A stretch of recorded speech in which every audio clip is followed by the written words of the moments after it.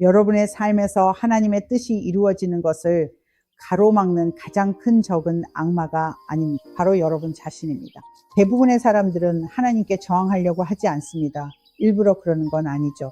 그들이 그저 하고 있는 일은 모든 상황을 스스로 통제하는 데 익숙해진 것 뿐입니다. 모든 불순종이 반항적으로 보이는 것은 아닙니다. 때로는 책임감 있게 보이기도 하고 때로는 지혜롭게 보이기도 합니다. 때로는 영적으로 보이기까지 하죠. 좋은 의도가 항상 순종과 직결되는 것은 아니죠. 열심히 활동한다고 해서 항상 하나님과 뜻이 맞는 것은 아니며 진심이라고 해서 항상 온전한 굴복을 의미하는 것도 아닙니다. 제 교육 채널에 다시 오신 것을 환영합니다. 오늘은 정말 중요한 주제에 대해 이야기해 보려고 합니다. 제가 주님께 훈계를 받았는데 이제 주님께서 그것을 여러분과 나누게 하시네요. 우리 모두는 취약합니다. 우리는 인간이니까요. 우리 모두는 잘못된 방향으로 영향을 받기 쉬우며 어떤 일들은 그저 습관적으로 행해집니다. 우리가 어떤 일을 특정한 방식으로 하는 습관이 들었기 때문이죠. 제 가족들은 저를 아주 습관적인 사람으로 알고 있습니다. 저는 이 시간에는 무엇을 하고 이날에는 무엇을 합니다. 매달 이맘때쯤에는 무엇을 하고 매년 이 시기에는 무엇을 하죠. 저는 매우 습관적입니다. 때로는 모든 일을 해낼 수 있어서 좋은 점도 있습니다. 그러나 그 이면에는 바로 이 부분에서 주님께서 개입하셔서 저를 바로 잡아주셔야 했는데 그 단점은 주님께 묻는 것을 잊는다는 것입니다. 주님, 제가 무엇을 하길 원하시나요? 라고요. 여러분이 주님께 맡기면 주님께서 여러분의 하루를 완전히 바꾸실 때가 있습니다. 주님은 여러분 생각보다 더 나은 계획을 가지고 계시기 때문입니다. 우리가 잠시 멈춰 주님의 뜻을 듣지 않으면 순종하는 것이 아닙니다. 성경에서 이 이야기가 반복되기에 이에 대해 이야기하려 합니다. 마태복음 18장 1절부터 함께 보겠습니다. 그때 제자들이 예수께 나와 이르되 천국에선 누가 크니이까? 예수께서 한 어린아이를 불러 그들 가운데 세우시고 이르시되 진실로 너희에게 이르노니 너희가 돌이켜 어린아이들과 같이 되지 아니하면 결단코 천국에 들어가지 못하리라. 그러므로 누구든지 이 어린아이와 같이 자기를 낮추는 사람이 천국에서 큰 자니라. 예수님께서 이 말씀을 하신 것이 이번이 처음은 아닙니다. 몇 가지 성경 구절을 살펴보며 이 주제에 대해 이야기해 보겠습니다. 악마는 여러분의 삶에 발붙일 곳을 마련하기 위해 끊임없이 몰래 침투하려고 하기 때문입니다. 저에게도 그러고 여러분에게도 그러며 모두에게 그렇게 합니다. 누군가가 주님과 얼마나 오래 동행했는지는 중요하지 않습니다. 상관없습니다. 세상에서 어떤 사람인지 아주 유명한 사람이든 아니면 영향력이 매우 큰 사람이든 말이죠. 그건 중요하지 않아요. 악마는 우리 모두를 똑같이 대합니다. 그는 누구에게나 공평하게 고통을 주는 존재입니다. 그리고 우리 모두에게 해를 끼칠 것입니다. 하지만 그가 무엇을 하는지 모른다면 그는 그냥 넘어가게 됩니다. 그래서 제가 이것을 밝히려는 것입니다. 빛을 비추면 아무것도 숨길 수 없습니다. 어둠은 사라지고 그가 무엇을 하는지 정확히 볼 수 있습니다. 마태복음 23장을 보십시오.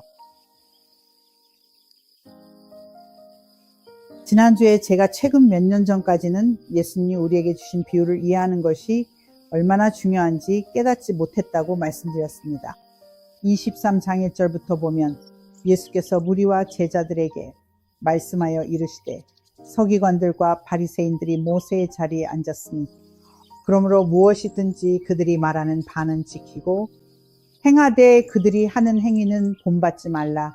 그들은 말만 하고 행하지 아니하며 다시 말해 말과 행동이 다르다는 것입니다. 또 무거운 짐을 묶어 사람의 어깨에 지우되 자기는 이것을 한 손가락으로도 움직이려 하지 아니하며 그들의 모든 행위를 사람에게 보이고자 하나니 곧 그 경문띠를 넓게 하며 옷수를 길게 하고 잔치의 윗자리와 회당의 높은 자리와 시장에서 문안받는 것과 사람에게 랍비라 칭함을 받는 것을 좋아하느니라. 그러나 너희는 랍비라 칭함을 받지 말라. 너희 선생은 하나요. 곧 그리스도요. 너희는 다 형제니라. 땅에 있는 자를 아버지라 하지 말라. 너희의 아버지는 한 분이시니 곧 하늘에 계신 이시니라. 또한 지도자라 칭함을 받지 말라. 너희의 지도자는 한 분이시니 곧 그리스도시니라. 너희 중에 큰 자는 너희를 섬기는 자가 되어야 하리라. 누구든지 자기를 높이는 자는 낮아지고 누구든지 자기를 낮추는 자는 높아지리라.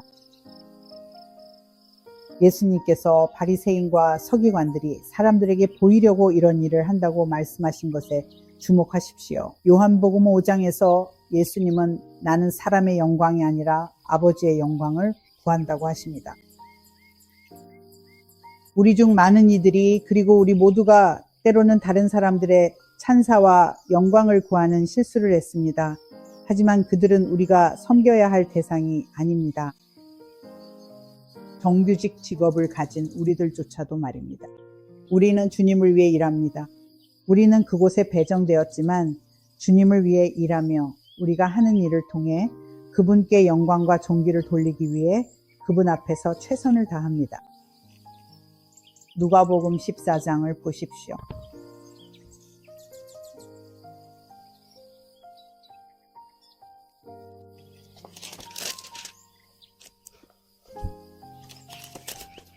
누가복음 14장 11절입니다. 무릇 자기를 높이는 자는 낮아지고 자기를 낮추는 자는 높아지리라. 보이시나요? 이제 어떤 패턴이 보이실 겁니다. 예수님께서는 자기를 낮추는 자는 높아지고 자기를 높이는 자는 낮아질 것이라고 거듭 말씀하셨기 때문이죠. 이건 중요합니다. 하나님은 결코 여러분을 억누르려 하지 않으십니다. 종교적 가르침에 따르면 하나님이 무언가를 가르치려 하시기 때문에 사람이 병에 걸린다고. 글쎄요, 하나님이 가르침을 주려고 여러분을 아프게 하신다고 정말로 믿는다면 왜 의사에게 가나요? 그걸 진심으로 믿으면서 병원에 간다면 그건 하나님의 뜻에 반하는 행동을 하는 것입니다. 병원에 가서 치료받으려는 건 하나님의 권한을 침해하는 셈이죠. 그렇게 말하면 정말 말도 안 되는 소리죠. 하지만 그런 식으로 믿는 종교인들이 아주 많습니다. 하나님이 가르침을 주시려고 이런 시련을 주시는 거야 라고. 아니요, 당신이 악마에게 문을 열어준 겁니다. 그는 모든 찬사와 관심을 독차지하고 싶어하며 그 관심을 끌기 위해 수단과 방법을 가리지 않을 겁니다.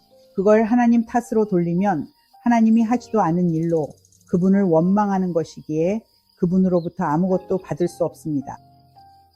세상에는 하나님이 하지 않은 일들에 대해 그분을 탓하는 사람들이 참 많습니다. 만약 그분이 정말 사람들이 생각하는 그런 하나님이라면 우린 그분께 의지할 수 없을 겁니다. 하나님과 언약을 맺을 수도 없었겠죠. 그분이 무엇을 하실지 전혀 알 수 없으니 예수님과 공동 상속자가 될 수도 없었을 겁니다. 한순간은 뒤통수를 때리다가 다음 순간은 사랑해 주실 분인가요? 하나님은 그런 분이 아니십니다. 하나님은 사랑이십니다. 그분이 하시는 모든 훈육은 말씀과 성령을 통해서 이루어집니다. 여러분의 영 안에 있는 그분의 영을 통해서 말이죠. 그분은 이 점에 대해 저를 그렇게 바로잡아 주셨고 그래서 여러분께 말씀드리는 겁니다. 누가복음 18장을 보시죠.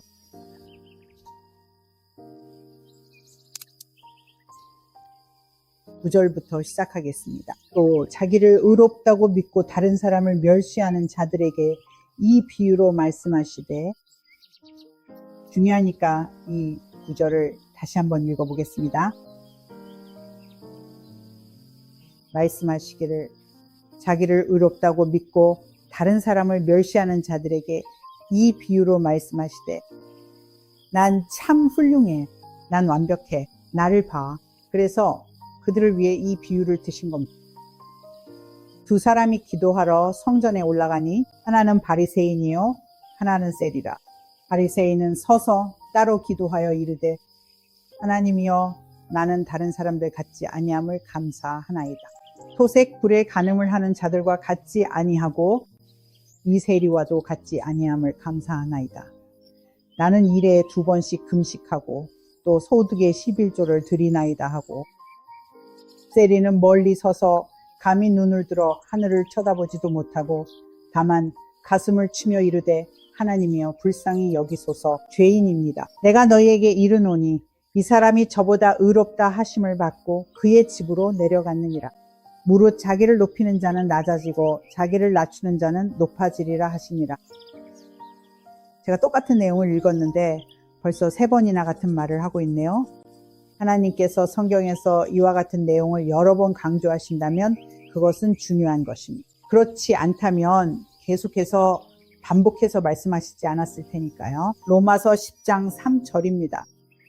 하나님의 의를 모르고 자기 의를 세우려고 힘써 하나님의 의에 복종하지 아니하였느니라. 다시 한번 같은 맥락입니다. 하나님 말씀에 순종하고 우리가 우리 자신이 아닌 기름 부음 받은 자 예수 안에서 하나님의 의라는 사실에 복종하는 대신 이런 일들을 하면 하나님 앞에서 의로워질 거야 라고 생각하며 행동하는 것이죠. 우리 자신만 놓고 보면 우리의 의는 더러운 옷과 같지만 그분 안에서 우리는 의롭습니다. 오직 그분 안에서만 우리가 의로움을 유지할 수 있습니다. 빌립보서 2장을 보시죠. 이제 어떤 패턴이 보이실 겁니다. 그 패턴이란 하나님께서 억지로 낮추시는 게 아니라 기본적으로 스스로 겸손해지라고 말씀하시는 거예요.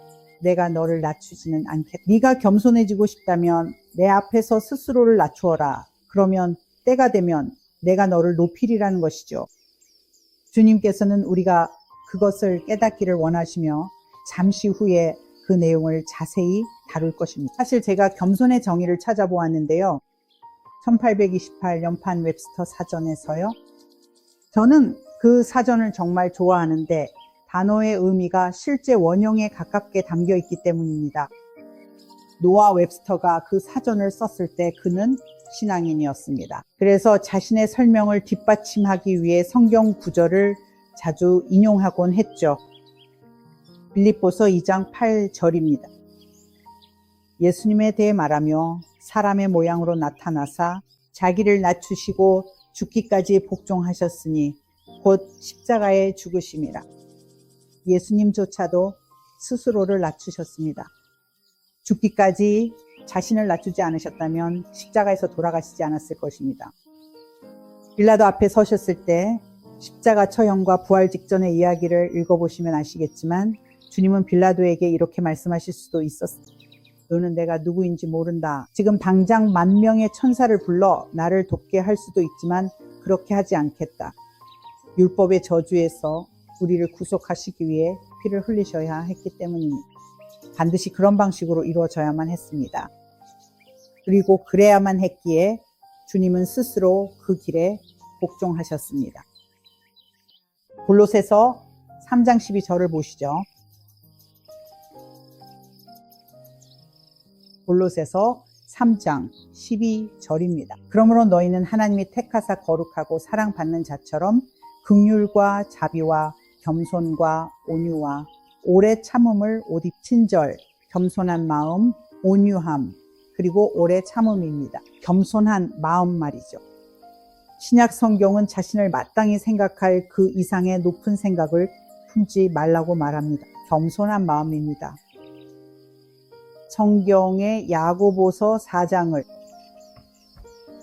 6절부터 보겠습니다.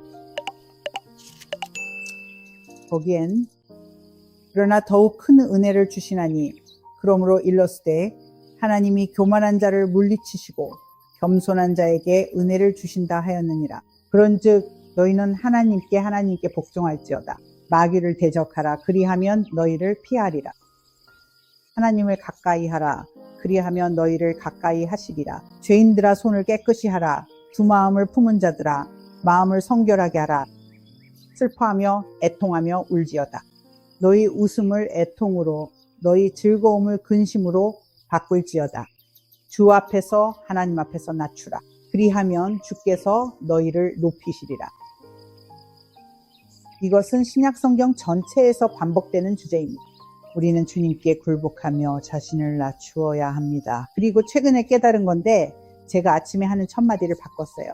첫 마디가 그날의 분위기를 결정하거든요. 지난 수십 년 동안 저는 매일 아침 하는 특정한 말들이 있었어요. 매일 아침 하는 구체적인 말들이었죠. 하지만 주님께서 저에게 주님께 저 자신을 복종시키는 것에 대해 말씀하셨을 때 주님이 주신 감동에 따라 그 말을 바꿨습니다. 그래서 이제는 일어날 때 이렇게 말합니다. 주님, 저의 영과 혼과 몸을 주님께 맡깁니다. 재정적, 사회적, 지적인 부분까지요. 이것이 구속의 6가지 영역입니다. 그리고 저는 교만, 오만, 우상, 숭배, 반역 또는 주님과 저 사이에 벽을 세우는 그 어떤 것도 허용하지 않겠습니다. 그렇게 하면 그날의 분위기가 잡힙니다. 제가 올바른 길을 가도록 도와주죠. 그리고 성령님께 제가 다시 잘못된 방향으로 가려 하면 저를 막아달라고 간구했습니다. 제가 다시 운전대를 잡고 싶지 않거든요. 하나님의 은혜와 도우심으로 이제부터 제가 사용할 유일한 운전대는 제가 직접 운전석에 앉아있을 때의 제 차의 운전대뿐일 것입니다. 왜냐하면 제가 영적인 운전대를 한 번 이상 직접 잡으려 했었기 때문입니다. 주님께서는 그분이 온전히 다스리실 수 있도록 이제 그런 행동을 멈춰야 한다고 저를 깨우쳐 주셨습니다. 우리는 역사적으로 매우 중요한 시기에 와 있습니다. 그러므로 우리 모두가 주님께서 차를 운전하시게 하는 것이 매우 중요합니다. 베드로전서 5장 5절부터 보겠습니다. 젊은 자들아 이와 같이 장로들에게 순종하고 그리고 다 서로 겸손으로 허리를 동이라. 하나님은 교만한 자를 대적하시되 겸손한 자들에게는 은혜를 주시느니라. 그러므로 낮추라. 그러므로 하나님의 능하신 손 아래에서 때가 되면 너희를 높이시리라. 너희 염려를 다 주께 맡기라. 이는 그가 너희를 돌보심이라. 어떤 사람들은 하루 종일 걱정하고 속상해하며 시간을 보냅니다. 아시다시피 이걸 어쩌지 하면서요. 저건 또 어떡하지? 그들은 그것이 교만의 한 형태임을 모릅니다. 여러분이 이걸 어쩌지라고 말할 때 하는 말은 만약 여러분이 신자인데 내가 어떻게 해야 하지? 라고 말한다면 내가 어쩌지? 여러분은 하나님께 기회를 드리지 않는 것입니다. 여러분이 문제를 해결해야 한다고 생각하며 말하는 것이지만 신자라면 그렇게 할 필요가 없습니다. 겸손하게 행하는 사람을 알아보는 가장 쉬운 방법 중 하나는 그 염려를 주님께 맡겼습니다라고 말하는 사람을 찾는 것입니다. 사람들이 흔히 하는 말 중에 특히 서구 문화에서 아주 인기 있는 인사가 몸조심해, take care, 잘 지내라는 말입니다. 저도 care라는 단어의 실제 의미를 알기 전까지는 그렇게 말하곤 했습니다. 누군가에게 take care라고 한다면 전 분명 그를 좋아하지 않는 겁니다. 왜냐하면 care는 슬픔, 근심, 우울, 낙담을 갖는다는 뜻이기 때문이죠. care를 가진다는 것, 제가 슬픔, 근심, 낙담, 우울을 가져라 라고 말하는 셈이거든요. 그러니 제가 여러분께 take care라고 한다면 분명 여러분을 별로 좋아하지 않는 거겠죠. 저는 제 모든 염려를 주님께 다 맡겼습니다. 그리고 제가 만약 제가 잘 아는 사람이라 제 말에 기분 나빠하지 않을 상황이라면, 왜냐하면 제 직업상 하루 종일 전화를 붙들고 일하거든요. 비즈니스 세계에서 만나는 사람들에게는 그런 식으로 대답할 수가 없죠. 하지만 친구가 무심코 잘 지내, take care라고 말하면 전 아니 괜찮아 라고 합니다. 예수님이 제 염려를 맡으셨고 전 모든 염려를 그분께 던졌으니까요. 어떤 염려도 갖지 않겠습니다. 주님이 제게 처음 보여주신 부분은 제가 예전에 만성적인 걱정쟁이였다는 점이었습니다. 저는 하루 종일 무언가를 걱정하며 시간을 보냈죠. 그리고 주님께 염려를 맡기는 것이 해결 책임을 배워 주님께 맡기는 법을 익혔습니다. 하지만 비즈니스 세계에서는 그렇게 말할 수 없죠. 그들이 제게 그렇게 말하면은 전 좋은 하루 되세요. 멋진 하루 보내세요 라고 합니다. 그 말에는 그냥 대꾸하지 않는 거죠. 누군가에게 care를 가지라고, 즉 슬픔, 근심, 낙담, 우울을 가지라고 말하고 싶지 않으니까요. 전 그러지 않을 겁니다. 그래서 1828년판 웹스터 사전에서 겸손 humility라는 단어를 찾아봤습니다. 윤리학에서는 교만과 오만으로부터의 자유, 마음의 겸비함, 자신의 가치에 대한 겸허한 평가라고 나옵니다. 신학에서 겸손은 마음의 낮아짐과 하나님 보시기에 스스로가 무가치하다는 깊은 인식, 자기 비하, 죄에 대한 참회, 그리고 신성한 뜻에 대한 순종으로 이루어집니다. 잠언에 보면 종기의 앞잡이는 겸손이라고 하며 잠언 15장을 인용합니다. 사도행전 20장에는 모든 겸손으로 주를 섬긴다고 되어 있죠. 겸손의 두 번째 정의는 순종의 행위입니다. 그래서 순복이라는 단어를 찾아봤습니다. 순복이란 굴복하는 것, 즉 한 사람이 다른 이의 권세에 자신을 맡기고 저항을 포기하는 것입니다. 그리고 예문으로 적군이 항복했다라고 나와 있더군요. 저항을 포기하는 것이죠. 여러분이 주님께 순복했다면 더 이상 그분께 저항하지 않는 것입니다. 여러분이 더 이상 저항하지 않기에 그분은 자유롭게 여러분을 돕고 강건케 하시며 인도하고 구원하셔서 창세전부터 여러분을 위해 계획하신 그곳으로 이끄실 수 있습니다. 저항하는 동안에는 그곳에 갈 수 없습니다. 하나님은 교만한 자를 대적하시기 때문입니다. 순복하지 않을 때 여러분은 교만한 상태에 있는 것입니다. 그리고 여러분이 교만하다면 그분은 여러분을 대적하실 것입니다. 지난 세월 동안 하나님께서 저를 대적하시는 일을 충분히 겪었습니다. 그런데 저는 그것조차 깨닫지 못했죠. 마귀가 하는 짓인 줄 알았는데 마귀가 아니라 바로 저였습니다. 인정하기 쉽지 않지만 그렇게 해야만 제가 계속 주님께 순복하는 데 도움이 되기에 인정해야 합니다.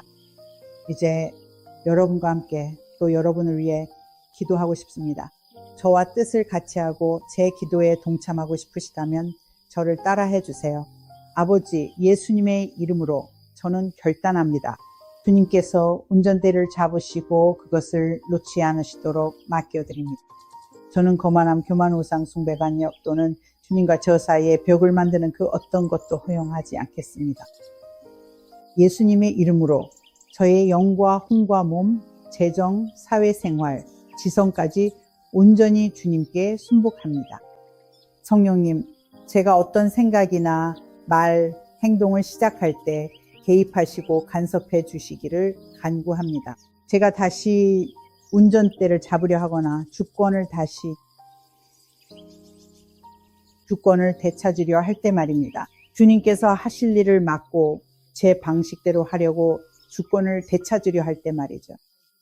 제가 하는 일을 중단시키시고 저를 깨우쳐 주셔서 주님 앞에 겸손해야 함을 기억하게 해주시길 간구합니다. 아버지, 저를 도와주심에 감사드립니다. 주님, 주님의 은혜와 도우심에 감사드립니다. 제가 그 겸손의 자리에 머물며 주님께서 예비하신 길로 나아갈 수 있음을 믿습니다. 예수님의 이름으로 기도합니다. 아멘. 알려드립니다. 비비안을.밀러.com에 방문해보세요. 그곳에 무료 자료들이 있습니다. 제 책들도 있고요. 그 무료 자료들을 보며 많은 시간을 보내실 수 있습니다. 이 채널의 링크와 제 오디오 팟캐스트인 어둠을 물리치라의 링크도 그곳에 있습니다. 무료 자료가 많으니 언제든 방문해 보시기 바랍니다. 여러분의 영성을 세우는데 꽤 많은 시간을 할애하실 수 있을 겁니다. 그럼 다음 시간까지 믿음으로 행하고 용기 있게 나아가십시오. 담대하게 행하며 어둠을 물리치십시오. 조만간 다시 봬요.